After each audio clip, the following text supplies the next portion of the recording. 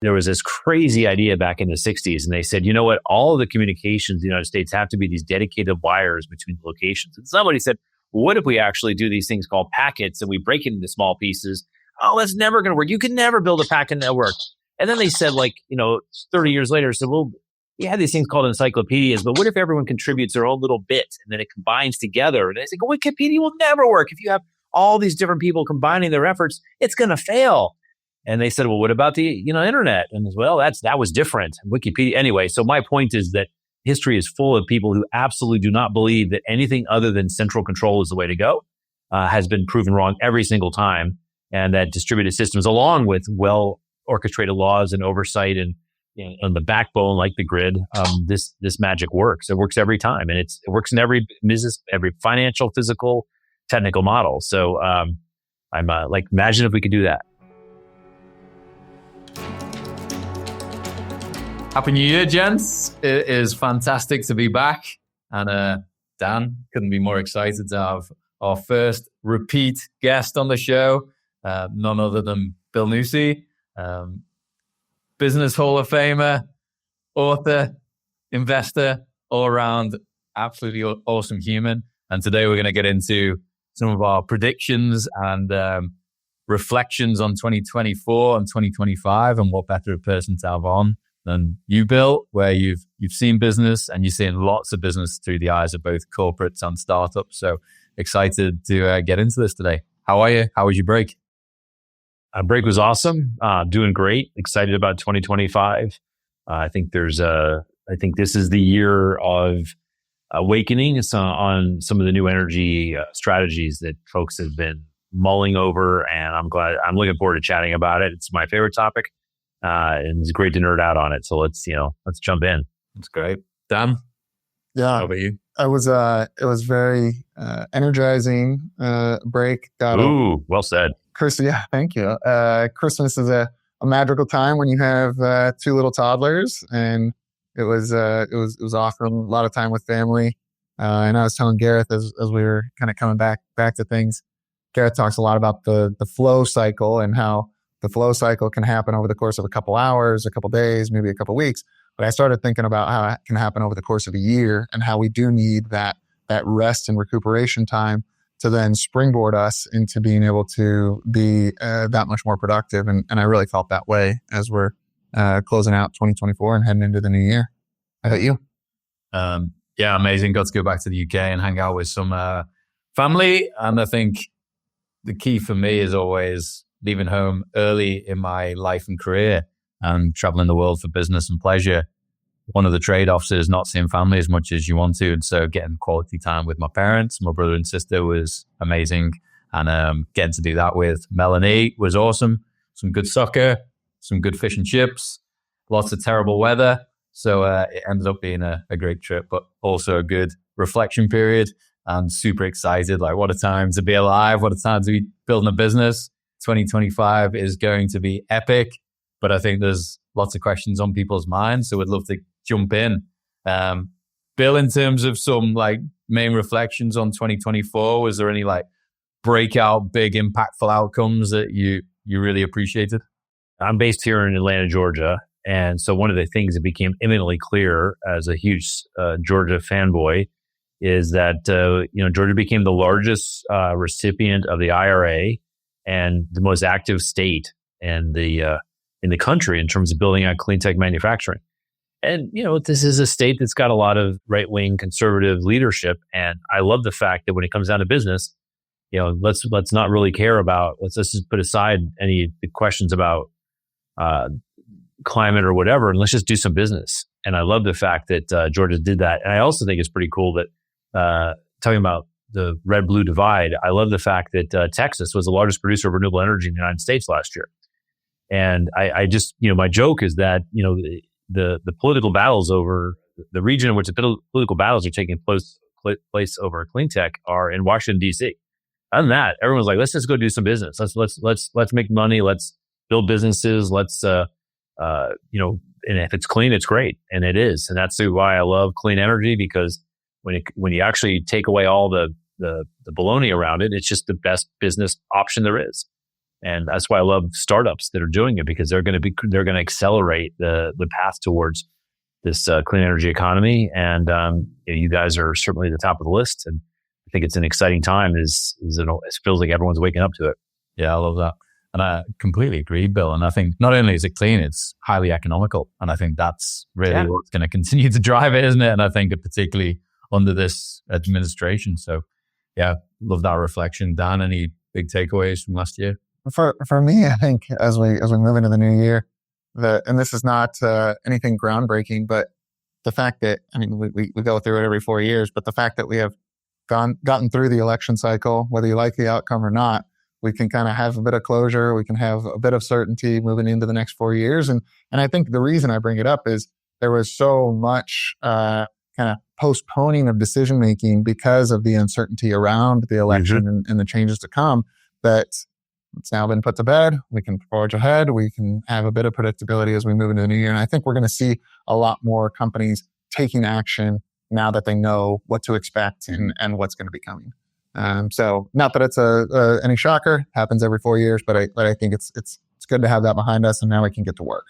Yeah. How about yourself? And whether I was going to agree with you, Dan, whether you like the outcome or not, I think that there was the outcome that everyone wasn't talking about, but was that it was close, and it wasn't close, at least not by traditional standards. And so I think that I really worried we'd be sitting here today and the country would be tearing itself apart. But I think if it had been really strong one way, really strong the other way, which it was, I think then where it is clear, we just got to we know we're dealing with this. Let's get back to our regular lives. And if you're in business, let's just go do some business, whether you're happy or sad with the outcome. I think I'm grateful that it wasn't really close, because we could have been months and months before the courts resolved this. You might be old enough to remember the Chad in Florida that determined the outcome of a presidential election. The whole country's waiting for weeks and weeks and weeks as they're looking at little pieces of paper hanging from ballots. And I'm just glad we know where we stand, and let's go. We know what the context is. Let's go do great things. Yeah, I think for me the big reflection was just around some of these macro factors that are impacting our lives and economies, and reflecting on it back to the real estate industry in particular. We've got aging in people, so more and more people retiring. We've got more and more AI. And so combine that with COVID response of remote work and hybrid work. And so we saw vacancy rates of commercial properties go from 12% during the early 2020s to in excess of 20% in 2024.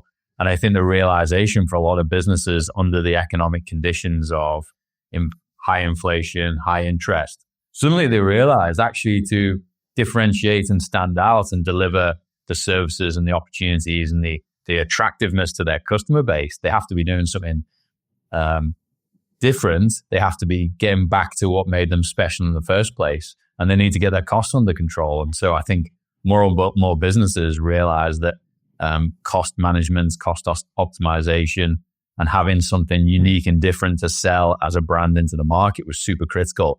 And I think we started seeing that play in from an energy perspective of, I can now see energy being a way that I can manage some of these levers as both a branding agent as well as a cost management. So I think that was big for me, combining that with some big top-down regulatory pressure, Law 97, building performance standards, the WARE program in California. I think that whole market is getting bottom-up pressure as well as top-down pressure. So people are starting to take notice. Yeah, and I think that I heard the adage several times over that in the real estate world, you no longer just have to have a box that you lease the inside of that box and go on with life. Now you have to figure out, okay, where are other revenue streams? How can I make that box more attractive? How can I help people that are tenants residing within that meet their objectives beyond just having a place to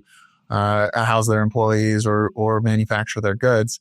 And so it's forcing them to think beyond just real estate for the fundamental of what it is, and how do we bring other components to the table? Yeah, Bill. 2025, at a broader energy perspective, we'll dig into on-site energy in a minute, but broadly energy, What are your predictions for breakout year?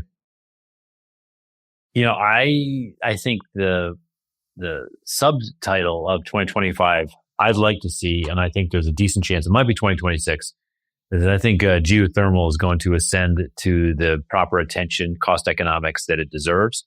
The amount of money that's flowed into nuclear for venture capital is 1,000 times more than geothermal. But I think geothermal, from a technical point of view, a cost waste management point of view, is a substantially simpler business. It still requires some science breakthroughs, but I think I think we'll have some real projects that are running. I think people will realize, wait a minute, this is simple.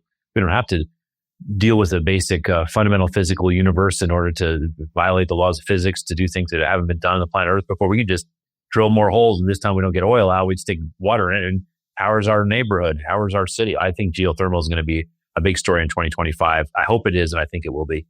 But I think the biggest thing is 2025 is the year that distributed energy, microgrids, solar battery. I think this is the year that that it starts to become, I should say, shift from a novel idea that nerds talk about to something like it just makes sense.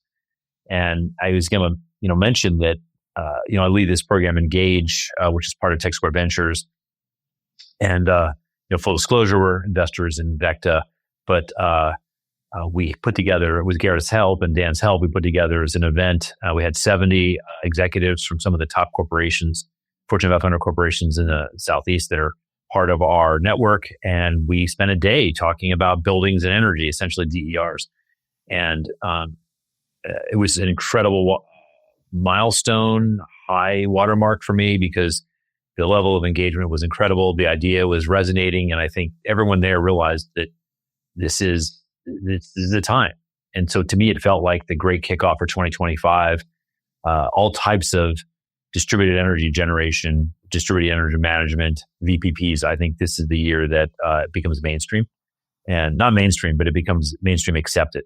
So it goes from the, I'm going to, 2023, am I really going to risk my career and do this thing no one's ever heard of, to the 2025 where, gosh, if I'm not doing something with this, in 26, someone's going to come and ask me, what am I thinking and why did I miss it? And so I think there's a sea change in awareness, acceptance, and perhaps excitement. So that's my genuine belief about 2025. Yeah, it's super interesting, isn't it, Bill? I've been watching the AI industry very closely, and I think what's becoming very apparent is that industry is being very highly commoditized very quickly. And this is now like who can drive out huge value with the lowest cost. And I think the players that are realizing they're going to win are those that have ownership of their own compute power. And those that have their own compute power need more energy. And so this is like now the new tech race that's on. But I think it's going to be the same for businesses in the area we're talking about. Is people who have like vertical ownership of their energy now can control one of the biggest cost inputs to their business, which gives them a lot more flexibility and ability to compete as their businesses or industries are being commoditized. So I love seeing the parallels, the synergies, the alliance. And I think a lot more people are taking notice as a result of that. The AI boom has driven a discussion on energy that didn't exist before. Yeah. We probably don't want to go down this rat hole, but I'm pretty confident that the AI energy story is overblown, and that the sort of grid's melting down because we have all the AI stuff. I was super flattered to be featured in an article in Harvard Business Magazine on my contrarian view on that. So we'll get to the contrary predictions. I will mention that one a little bit. Well, that's good tee up for me, actually, because I'll go into my kind of overall impactful energy prediction, which is that grid hardening will be the number one priority on utilities' mind, with a close second being keeping up with demand and bringing on more generation. But I think grid hardening is not going to get the public airplay that the increasing demand for energy is. That's what's going to get all the attention. Like maintenance and improving the existing infrastructure is not sexy, but I think it's the thing that's going to be within the boardrooms of utilities, the thing that they're going to think about most. Because even if you're bringing megawatts or gigawatts more worth of energy online within your grid, if you can't get it from point A to point B because the grid infrastructure is too old and it's and it's not prepared to handle the changing weather patterns, then it doesn't really matter how much more generation you bring online. You need to be able to get it to the customers. And so I think I agree with you. I think we're going to see compute power and the need for energy within AI not have the needs that it has, but you're still going to need to transport the power. And that's also what's going to drive the growth in electricity rates for consumers is the need for this diverted cost that they've been kind of kicking the can down the road for the past couple decades. That bill's going to come due. And I think that we're going to see that rear its ugly head even more so here in 2025. Yeah. Yeah, I love VECKTA. It's like Stanford just wrote that article that, was telling the story of a lot of people are challenging renewables as being the reason why California's rates have gone up. And what they're actually able to show is with the deployment of renewables and batteries onto the grid, it actually reduced the spot price of electricity by 50% or more. So the cost of the electricity came down, but rates have gone up because they're having to invest so much money in just maintaining and hardening the grid. And I think people are starting to realize that this isn't a renewables argument. It's a heavy infrastructure argument. I mean, I've seen some of the graphs at some of the energy conferences I've attended. And you see, like when you look at the graph of energy rates, it's certainly going up and to the right.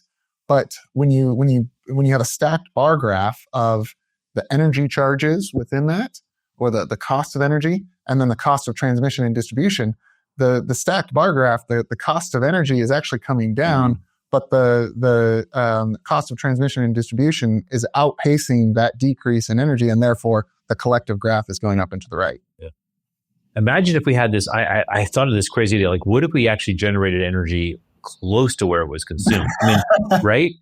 Like, just like maybe put solar panels on the roof. I don't know, something completely, I mean, let's fly to Mars is probably easier, but, it's just imagine if we actually made it, when there was this crazy idea back in the 60s and they said, you know what, all of the communications in the United States have to be these dedicated wires between locations. And somebody said, well, what if we actually do these things called packets and we break it into small pieces? Oh, that's never going to work. You can never build a packet network. And then they said 30 years later, said, well, you have these things called encyclopedias, but what if everyone contributes their own little bit and then it combines together? And they say, Wikipedia will never work. If you have all these different people combining their efforts, it's going to fail. And they said, well, what about the, internet? And well, that was different. Wikipedia. Anyway, so my point is that history is full of people who absolutely do not believe that anything other than central control is the way to go, has been proven wrong every single time. And that distributed systems, along with well orchestrated laws and oversight and on the backbone, like the grid, this magic works. It works every time. And it works in every business, every financial, physical, technical model. So I'm imagine if we could do that. If there was only a world, Bill. If there was only a world. And the thing is, I wanted to build one of those systems, but I don't even know where to start because I don't know which of my buildings to use. I don't know how to find good people, whether I should use a generator. I have no idea. If only there was a company that I could go to. Love it. We're here for you, Bill, and everyone else out there. 1-800 We're going to go on to energy specifically in a minute. I think for me, kind of the mega trend this year will be batteries will take center stage, both utility and behind the meter. I think the reality is the technology is advancing, the prices are coming down. Read a really interesting study that was showing after 10 years of EV use, batteries are typically retaining over 80% of their capacity. This is awesome for EV car owners because I think it's reducing more and more of the risk and uncertainty. But it's also actually creating knock-on supply chain impacts because a lot of these batteries are designed to be then used as stationary storage thereafter. But we now need to rethink that because the batteries are lasting too long in the electric vehicles. But I think the reality is tech's getting better. The commercials around them are making even more sense because of the complex tariff structures. Mm-hmm. And I think for me, in addition to that, the kind of whole sovereignty discussion, critical minerals and metals, lithium is definitely the technology of choice today. But I think this year we're going to see and hear a lot more new chemistries, a lot more less critical materials, maybe the sodiums and others kind of come into the forefront, but we'll see. I like it. What? I can maybe kick us off on the behind the meter. Yeah, go for it. Because I'll build on that. Keep the theme. Yeah, keep the theme going. Right. We promised we didn't compare notes ahead of time, but as I was thinking through what my 2025 on-site energy prediction was, mine was largely around that behind the meter battery energy storage systems. The growth will not just continue, but will accelerate. And I'd say, despite what Trump has promised of an additional tariffs on batteries coming out of China, I think we'll see, along with the additional tariffs that Biden has announced. I think Trump had announced a 10% additional tariff. Biden at 17.5. Now, the ones for Biden in 2025 are going to impact EV batteries. It's not until 2026 that it's going to impact stationary battery energy storage systems. But I think the drop in costs of batteries is gonna outweigh those tariffs. There was a study done recently, and I'm blanking on who did it. Goldman Sachs, excuse me, that said between the end of 2024 and 2026, we're going to see another 50% drop in battery costs.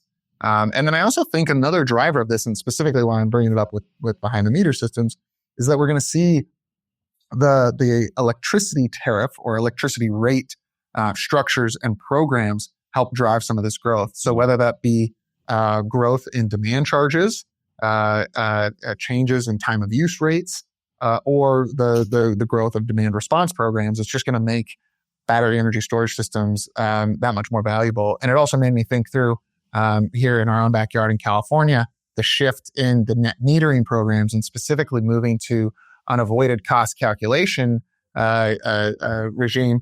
There's new guidance on what 2025 rates are going to look like, and it's just amplifying the need for feeding energy back into the grid during those evening hours after the sun is set, and only those businesses that have behind the meter battery energy storage systems will be able to do that and reap these very high, I mean, we're talking getting up into the 70, 80 cents a kilowatt hour feed-in tariffs during these really critical times, primarily in that August timeframe. So it'll be interesting to see how other utilities will follow California's lead on that. Super interesting. Yeah. Bill, what do you think from an on-site energy perspective? I've already ranted twice about my excitement on on-site energy in 2025, so I won't rant again. But I will say what you just described, Dan, sounded a lot like what Hawaii went through. And, Hawaii is a small, isolated grid, so they didn't have the ability to export and import from Arizona like your state does to sort of offset bad decisions. And they had to, there was either the grid works or it doesn't. And, they went wild on adding solar on the roofs, and then the grid was in near meltdown because there was too much electricity at 3 o'clock and not enough at 6. And so they stopped solar adoption, and there was no more, you couldn't put solar onto the grid. And then they came up with the battery tariff, and I don't know the specifics of it, but it created a massive incentive to install batteries and then use those batteries in support of the greater grid balancing. And, and just the whole thing started moving again. It started, the unlock occurred, and this whole move towards battery supported grids, battery enabled grids. When you get there, it's a relatively small step to a sort of centralized battery system to distributed battery systems. I like to say that batteries, the grid was designed, the grid balancing has always been something you could do in historically something in large sweeping 5-year design processes, and you could do on paper and with a calculator, and then you add batteries in, and the whole grid management goes from arithmetic to calculus. And how do you, if you're a policymaker, how do you design the proper incentives and tariffs for batteries to get the full stack benefits of batteries, for example? And what you're describing, I think, the answer will come as much or more from distributed systems than centralized systems, because they can move so quickly. Yeah. We actually did a study on flow batteries this year, and I think what you're describing, Dan, of needing to react immediately to short-term price signals and capture those massive returns, we've shown that flow batteries just aren't making sense commercially today or economically. And so I still think lithium's winning out, and it's going to be a while before flow makes sense economically. I push back a little bit on that. I saw the overview of that work you had referenced, but And you think back to the what was the biggest battery in the world in Australia, right? And so they caught headlines because when they turned it on 4 or 5 years ago, it paid for itself in like 3 months, which was extraordinary. And everyone was correctly excited about the economics of batteries. But if you look a little deeper, the second battery is a lot less economically exciting. The third, fourth, and the 20th batteries even less exciting. So I actually think that the market will favor fast response batteries when they're the first battery on the system. But as the more batteries exist, I think the slower response and deeper capacity that flow batteries represent could actually change. The economic needs for the grid changes as the amount of batteries increases. That said, I think lithium ion is going to, or some kind of chemistry is going to ultimately always be the cheapest because it's always going to be the simplest. It's always the most scalable system that requires mechanical. That's why solar cells are always going to be cheaper than wind turbines, because as soon as you have to put mechanics into the system, you have things that break and their lifetime goes from 40 years down to 5 years. Maintenance is almost none down to yearly. It just changed the economics. So I think static systems, static batteries are ultimately always going to win.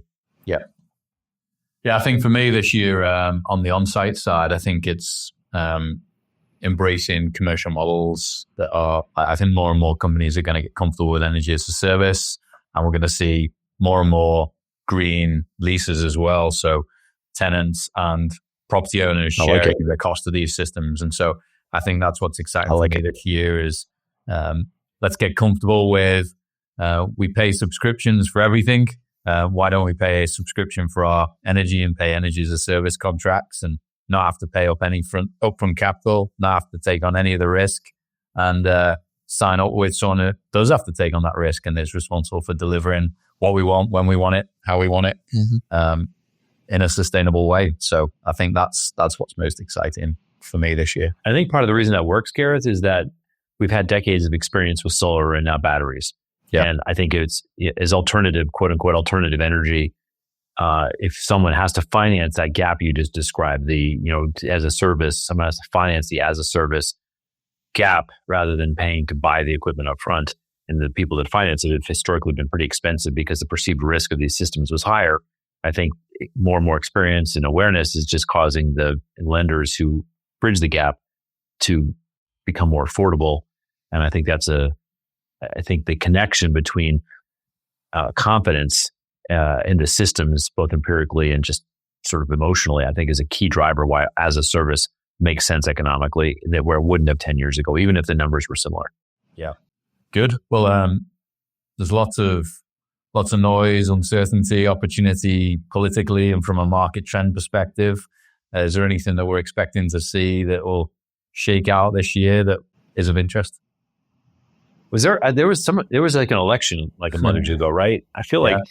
So what do you think is going to play out, about it? I think there was a lot of uncertainty in the market pre-election. I thought it was going to kind of release the pressure on the system, but now I think there's a lot of uncertainty around what is the administration actually going to deliver on. Are they going to take over Greenland and Canada? Are they going to put tariffs on products? Are they going to kick people out of the country? So I think that it's once again created a bit of uncertainty, but we'd love your thoughts on how some of this is going to play out. Well, I think what the administration is going to do depends on which day of the week it is. And it might change from day to day. But truly, I think that I thought about this a lot because it comes up. I think the IRA is going to survive more intact than some people are worried because to my opening point about Georgia being the largest beneficiary of the IRA, the absolute number of jobs that will be destroyed if the IRA gets pulled is pretty large and in red states. So I think that the political blowback, the political benefit of taking an axe to it is attractive to some people, but the blowback of actually doing it is pretty high. So I think the IRA will actually remain more intact. You think when Trump first came into office the first time, I think a lot of people were worried that he would cut out the ITC and the PTC, and he did not. And, not that it matters to the folks that elected Trump, but ITC and PTC were put in under Bush. And so I think that they just make sense. And so hopefully the broader set of all that, I think, hydrogen and batteries will get more attention. Nuclear which we can talk about, but I think there'll be more money flowing into nuclear. I'm not sure it'll make anyone any money, but I think there'll be more money flowing into it. So that's one area. I think another area that I've been reading on is it's not clear that you can actually drill oil and gas much faster than we already are. And and I don't have the numbers off the top of my head, but my survey of this is that under Biden, the U.S. continued to dramatically increase the oil and gas production. And so it takes a long time to build these facilities and the pipelines and the ports. And so I think it's, what we can do in the next 4 years, it's going to be hard to accelerate that. There was a discussion about opening up the Alaska areas for drilling. Well, apparently under Biden, they had been opened up and no one took them. And so I think that what I love about and hate about energy of all kinds, whether it's molecules or electrons or photons, I think because it's such a large business and it's so intrinsic to our daily life, and it has these giant projects which everyone can get their paws into, that it creates all this political turmoil, right? It's been like this for 120 years. But in the end, whatever the policies are, it pretty much ends up in the same place because it is driven by economics. Just the sheer scale of money is required. You just can't tariff your way in or out of it. It's you can push it a little here, slow it here, speed it up there, but it's going to end up in the same place. So I think the second part is oil and gas. The economics aren't going to change dramatically. The physics of how fast you can build new wells and tap them and deliver this stuff isn't going to change. So I don't think we're going to see a large acceleration there. And then the last thing is that, and this is maybe wishful thinking on my part, but I was surprised that we struggled under the last administration to build more transmission and pipelines and all of the above, right? And the Trump administration says a lot about states' rights, and so if it is up to the states, we're not going to see transmission and pipelines because any state along the way can say no, or any county along the way can say no. But I'd like to think that, and I'd love your thoughts on it, but both for the transmission of renewable energy and transmission of any kind of energy to the data centers, I'm curious what you guys think, but I'd like to think that there will be alignment on the opening up of all kinds of transmission, including natural gas pipelines and things like that. I'm curious what you guys think. Yeah, well, I think oil and gas first. I think we're certainly going to see some of the big players maybe take a step back from their renewable aspirations because I think their business models, they struggle to deliver the projects efficiently and they realize that other people need to do that business far better than they do. One oil and gas kickoff meeting is the entire margin of a renewable energy project sometimes. So just because the difference in complexity is completely different. And I think we're having to go further, deeper, to harsher territory to extract the resources we need. And so the economics get harder and harder. But I think in terms of immediate stakeholder and shareholder returns, we're going to see some of the big boys certainly back away from some of their renewable commitments and double down on the opportunity to capture some value while they can. But the reality is, domestically, we're going to need less and less of that product. Here in California, we used 25% less gas last year than we did the year before because of solar and batteries. And so even with the gas plants to process the fuel, I think economically there's just better options now. And so I think you're right, Bill. But I think there's an opportunity to export a lot of it. And I think the world is craving that energy. If we can develop it in a sustainable way or a more sustainable way, then that's a better outcome than relying on Venezuela or Russia or someone who is going to develop these assets in a far less clean way. So I think that's super interesting. Yeah. And I'd build on that. Like my prediction from a political perspective was, again, around the fact that in the new administration, there is at least, whether it plays out to your point, Bill, or whether it's just talk, there's more of a shift towards fossil fuels. And I think that's what that's going to do, though, is I think it's going to create this overwhelming groundswell of private companies adopting clean energy, because now there's no longer this, the government is going to be driving the policies and we're just going to kind of follow their lead. Well, if that's gone away, now they're all going to kind of look at themselves in the mirror and say, well, I need to step up, and the private companies are gonna step up even more than they have been in the past. So I think that's going to be a dynamic that we see change as the administration is driving closer towards fossil fuels. The private sector is going to say, no, we need to take matters into our own hand, and we're going to see an uptick in the adoption of clean energy. Mm. I think about how long does it take to build a natural gas plant? 2 years, right? Maybe 3 years, 4 years. You got to site it, you've got to permit it, you've got to build it, you've got to commission it. And so if you think about someone who's going to ask themselves that question, hey, the Trump administration really likes this stuff, we should get into it. I'm going to build a natural gas refinery, whatever it is. I'm an oil refinery, I should say. Those things take years and years and years to build. So whether the current administration really likes this or not, it doesn't really matter to you, because if you're a bank and you're going to finance a natural gas, a refinery, a port, LNG port, you really have to have strong confidence that there's going to be no antagonistic tariffs or taxes or penalties in 4.5 years or 8.5 years. And because if you don't have some confidence that this is going to be economic for 15 or 20 years, in most cases, you're not going to make your money back. And so I think that 4 years of rah-rah about this stuff, if that's what happens, isn't necessarily going to move the needle on the banks and other large capital allocators to say, well, let's just go wild and start building this stuff, because it ain't going to be even done until there's another president in office. So I actually think there's the financing and the time it takes to build these things is going to mitigate. Is yet another reason I don't think we're going to see a large hydrocarbon infrastructure build out. Yeah.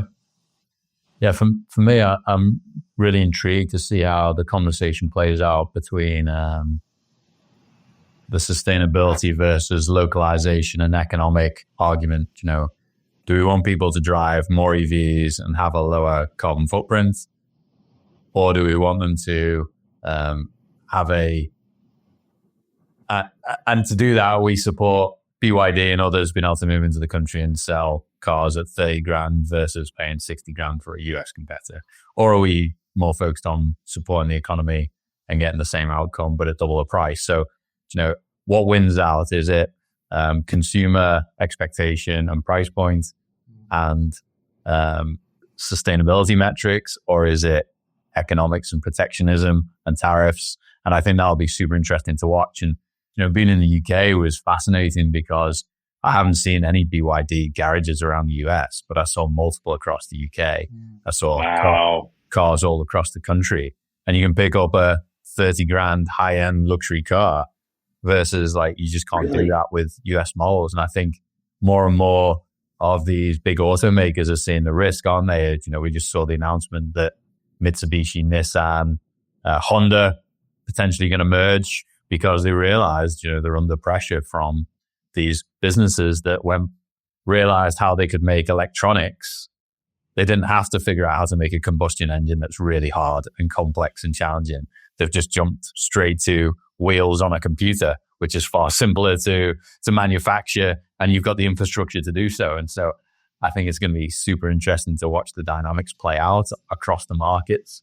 And most people don't realize that the Hitachis, the ABBs, the Siemens, they saw as much shareholder growth as the NVIDIAs of the world, who are getting all the attention in the market. But these energy transition companies who are building infrastructure are seeing just as big returns. And so I think it's going to be a bit of a change in the market of who's winning, who's losing, and who's going to get disrupted. So we'll see who can embrace the market and play the story right. Yeah, I like it. Well, Bill, I've been waiting with bated breath. You said you had a bit of a contrarian view, so now's your opportunity. What's the 2025 contrarian prediction? I think sometime this year, the whole nuclear energy renaissance is going to fizzle, if not pop. And I think it's stunning to me the amount of venture capital and other risk capital that's flowed into the creation of both fission-based nuclear solutions or fusion-based nuclear solutions. And I will be ecstatic if someone can make a commercial fusion reactor work. So that I am all for it. Would I put $1 of investment in it personally, or would I put millions in as a venture capitalist? Definitely not something I would do. And if it works, and the VC that did makes a ton of money, the world's well served, and I'm happy for it. But I think there's an attraction to these systems because they are so scientifically and engineering complex. They're tour de force. If you can invent a new type of nuclear reactor, the engineer and many of us gets excited because it's just so cool. But realize that if you're pushing a new SMR or a fusion reactor or even an old light water reactor or pressurized water reactor, you are talking about tapping into the most fundamental physics of the universe, right? You're doing stuff that is so unbelievably complicated, dangerous, and so why would that ever be cheap? Why would that ever be cheap? And so my sense is that the nuclear is probably going to fizzle because several of the large projects that were announced to great fanfare in the last few months, Microsoft, Amazon, all doing these things. I think they are really, really great press releases. I did take a look under the covers at the Microsoft, the Microsoft 3 Mile Island project. And Microsoft, from what I understood, they're taking no financial risk. So Microsoft is not putting their capital in a risky fashion towards this. Now, if the owner of the plant can actually get it started, which there's a surprise among some of the nuclear experts I know that you can actually restart a cold shutdown plant. There's just so many things that have to go right. The likelihood that the next 5 years that plant's operating and cranking out cheap electrons is tough. And that's the easiest of all things to do. It's an existing plant. All the capital's already down. You just have to get it started again. Creating a brand new plant, getting it through pilot, through the NRC approvals. I think that people are going to dawn on that we're going to begin the year with this excitement. We're going to end the year with virtually no progress. And people are going to start saying, and someone's going to stop for a second and say, wait a minute, didn't we put $1 billion of venture capital into NuScale? And didn't they sign lots of contracts? Wait a minute. Let's go look at why that failed. Let's go look at why all those investors lost all that money. Maybe there's something we can learn. But I have to imagine that people writing these checks are absolutely doing that. But certainly none of the media covering it is saying, well, gosh, what is it that this new next gen nuclear is going to do that NuScale failed to do? And I see this all the time in clean energy, particularly including nuclear. Had a strong pitch the other day for someone that's going to put batteries on wheels and they're going to do portable, microgrids. And I said, I think that'd be awesome. I would love it if you succeeded, but I would like you to explain to me why Moxion raised $120 million and failed. And until you can make me very comfortable, they made a mistake, which I don't know what their mistake was other than it's a really tough market. It's an expensive product, like nuclear. They just explain to me what it is they did wrong. I struggle to invest in it. And so I think that there's this exuberance and these cool ideas that are objectively cool, but boy, the economic reality is just going to keep them tethered and ultimately smother them, in my opinion. Yeah. And it's really interesting, isn't it, Bill? Like these deals have been signed 10 years out. We've got 10 years worth of development of solar batteries, other exciting tech that will come online between now and then that will fulfill the needs probably of the market prior to these systems being acceptable, permittable, willing to be supported by the community. So yeah, it's going to be interesting to watch. I mean, not a single problem that we talk about today, AI power drains, AI energy requirements, EV energy requirements, climate change. There is not a single one of those things that will be solved in a timely fashion by nuclear, because the next nuclear plant that gets it maybe we'll have a working pilot by 2030, right? And to get to be 1% of the power in the United States, it's going to take 15, 20 years. And so it doesn't actually solve any problems in the time frame we need to solve them.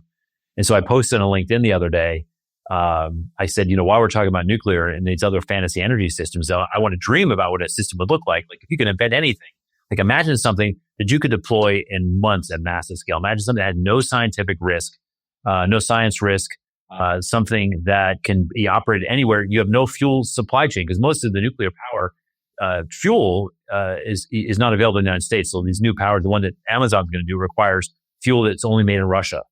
No one talks about that, but that's a thing.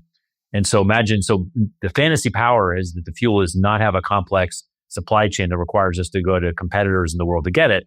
Imagine if we had all that. And then the punchline in the LinkedIn article is, wait a minute, oh, sorry, it's called solar.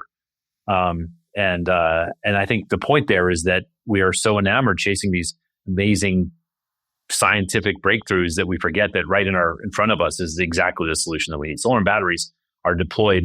And I also quoted some great numbers, like 90, what is it? There's 70 times more solar was deployed in the United States last year than nuclear. I should look at the numbers, but it's massive more solar than wind, massive more solar than natural gas. The only thing in the United States that was deployed last year, anything close to solar, was batteries.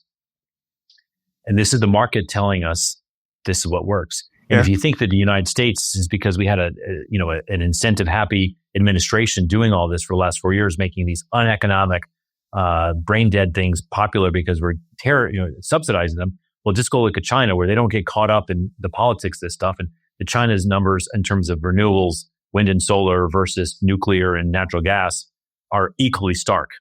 And they don't have the complex incentives that I don't believe they do. So the economic reality of these systems is already demonstrating itself if you just take 3 seconds to look at it.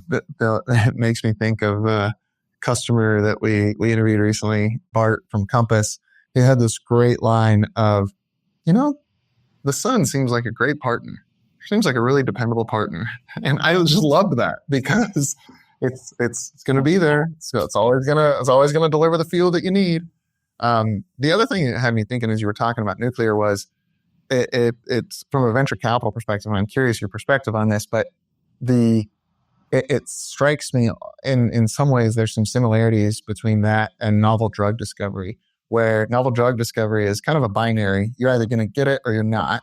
And so, but the only problem with it is nuclear is probably 2 or 3 orders of magnitude greater capital needs than some of the drug discovery. So, binary can be okay when the numbers are small, but when the numbers are billions and billions of dollars, then now we've got a bit of a different calculus. That's a great comparison. And the funny thing about drug discovery is the pattern of successes and failures and financing and odds and all that. We've gone through that cycle over and over and over again, and we actually have an understanding that that you can create economic successes consistently over time that work. And that has not been shown in nuclear. There's not been a quote nuclear financial success story in 50 years. And, I don't need to tell anyone that listens to your podcast that I as a citizen of Georgia, I'm glad we have the Vogtle plant because my bills are going up tremendously, but we had Georgia's doing great. We needed the power and we built it. It was better than putting on more coal plants or gas plants. I get it. But the plan was supposed to be 12 billion and it came out to be 26 billion. And it was supposed to take 7 years into 12 or 14. I forget the exact numbers, but, the part that everybody forgets was there was 2 nuclear reactor add-ons started in the Southeast at the same time. And, there was one in South Carolina that was started. It was the same Westinghouse AP1000 technology. They both started at the same time. And Georgia went on to successfully finish the 2 reactors. And the one in South Carolina failed. They didn't finish it. The citizens of South Carolina are stuck with a $9 billion loss. And the CEO of that power company is in jail. And so you look at these 2 systems, same product, similar economic locations, geographies, what's the difference? What happened? Was actually the South Carolina guy criminal? Was he actually overseeing a criminal enterprise with Georgia somehow escaped this? Anyone want to guess what the difference is, or at least what my opinion the difference is? That the federal government under both Obama and Trump committed well over $10 billion of loan guarantees to Georgia's project, and the South Carolina did not have it. So when the lenders were getting, it's another year, the lenders are like, they pulled the plug on South Carolina. And Georgia, they had the guarantee, the backing of the federal government. And you just wonder how many places will the federal government back $10 billion per plant in order to make investors comfortable again. I think that's like a once in history kind of thing. So, I would listen, if someone can make a clean nuclear reactor, that's fission, I think that would be great. Please make it work. But I think I'd much rather just build a whole bunch of solar and battery and we'll be fine for now. Yeah, I love that. Yeah, my contrarian thought was around, like, I started the conversation saying, I think the commercial real estate sector is under a lot of stress because of those macroeconomics. But I think my contrarian view is that as society, we push back against AI and robots, and we get sick of hanging out with our laptop screens solely, and we start craving some interaction and attention, and we'll see a mass build out of really sustainable, enjoyable social gathering areas, workspaces, and there'll be EV chargers, there'll be solar battery powered, and people will come flooding back for that at scale. So I'm not sure that's going to happen, but I think there's a possibility, because I think we're starting to get to that point of mental health and challenged tech and everything becoming AI'd, including influencers and advertising. So it's kind of crazy. It'll be interesting to see at what point people push back against that and desire these community hubs and resilience centers. And in order to deliver that, we'll have to ensure that we've got the infrastructure to support it. You may be fascinated to know that I'm actually not here. I'm an AI. I'm at home with a beer in my mouth watching Gilligan's Island reruns. So this is just my AI sitting in for me. I wondered why it looks so good. Well, the AI bill has been good. I wouldn't anticipate AI bills being so contrarian though. So this has been refreshing. My contrarian view is really maybe more so not so contrarian to the broader kind of world and populace, but maybe within the sustainability community. But I think we're going to continue to see in 2025 that very few companies outside of the very cash-rich tech companies, very few companies that have net zero targets, whatever that year may be, are going to do decarbonization projects that are at cost parity or God forbid, more cost, especially from an energy perspective. They're always going to be looking at projects that bring down their costs. And so no matter how much they're beating the sustainability and the decarbonization drum, there still has to be strong economics in the projects that get greenlit outside of the Microsofts and the Googles. And so it's, I'm a pragmatist. I know when I'm meeting with people, I sat down with someone in the distribution logistics space the other day, and he said, yeah, I think if we can get, the types of carbon emissions reductions you're seeing there, and we just get it right at cost parity, I think we can get that done. I said, no, you're kidding yourself if you can go get your CFO to greenlight that project. Now, there's plenty of projects within your portfolio that are going to be, great 4-year paybacks, 4.5-year paybacks. Let's go focus on those. But you're not going to get one that's going to keep you at cost parity to get the capital allocation committee to greenlight it. So I think that's going to continue into 2025. I actually don't know if that's ever going to go away. So it'll be interesting to see how things play out. Mm. At least cost parity gets easier and easier as the cost of traditional power keeps going up. Yeah. That just makes your paybacks quicker, and therefore it's not going to be at cost parity. It's going to be a better economic case to do it. So. Yeah. The only other thought I had was I think a lot of people think because of the SEC change that Scope 3 is going to disappear off the map.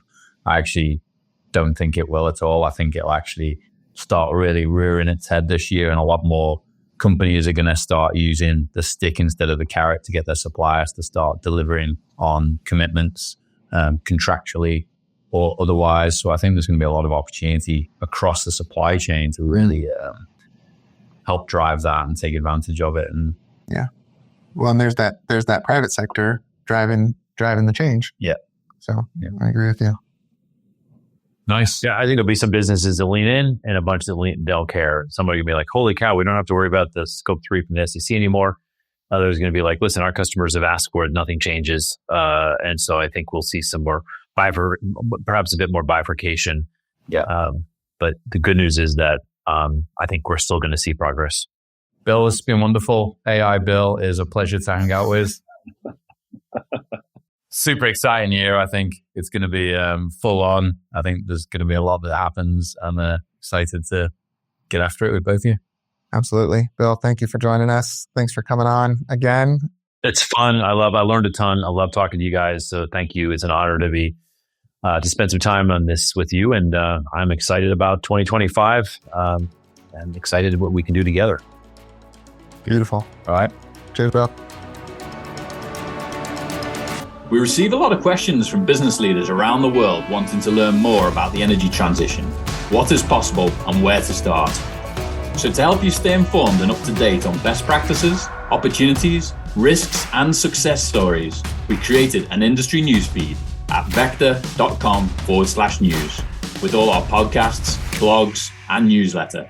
Check it out and connect with Dan, myself, and the VECKTA team to learn more. Cheers and have a good one.